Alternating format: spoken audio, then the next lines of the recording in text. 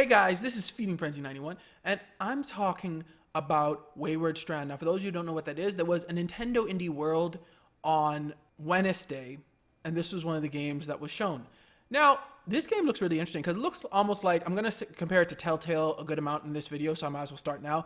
Like Telltale, where you have multiple options on how to answer people, and you can like choose your own path, and apparently they said all of it happens in real time. Now, what that means to me is that you can't like choose like 4 or 3 different people to talk to, because if they're talking while you're talking, it seems like you actually have to choose, and then when you go, like they won't be there anymore or something like that, because they said it's all happening in real time. I don't know exactly what it is, but that kind of seems like it would mean to me.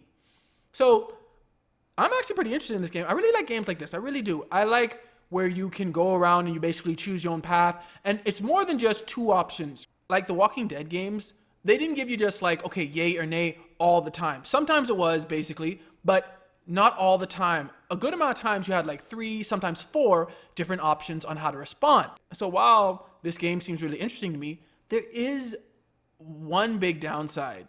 You're playing a kid. Yes, they called her a teen, but I have no clue what her age is. She looks young. Like teen can go all the way from 13 to 19. And after The Walking Dead season 2, I just really am not into playing kids anymore because they have limitations. Let me explain. 1, no romantic interest usually, because you're not going to do that with a kid. You're not going to have this big romantic arc with a kid. Now, truth be told, I'm not that much a fan of romance in a good amount of games because it gets in the way. But with games like this, romance actually does add something to it. With games where you get to choose your own path, having a romantic interest actually does add something to it, in my opinion. So that's usually off the table when you are playing as a child. Number 2, usually the child has limits. Like with, once again, Clementine from Walking Dead Season 2, she couldn't really shoot a rifle because, she's a kid. So that makes sense. So I don't really like being limited in certain ways. And I don't know if that'll happen in this game, but I have no clue how the non-talking interactions really go. So that's another limitation that usually happens when you're playing as a child. And number 3, it's just not realistic. Not that playing as a child, but in games like this, a lot of times your decision makes a big difference to the group you're in, whatever that is.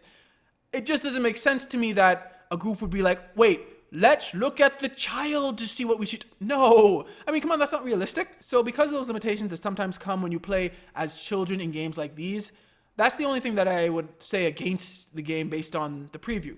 But it looks interesting, and I do like that it seems like it's fully voiced. I'm not sure if it is, but it does seem like it's fully voiced, and that's pretty big for me, especially for an indie game. But what do you guys think about this game? Let me know in the comments below. Thanks for watching. Remember to like, share, and subscribe. May God bless you all.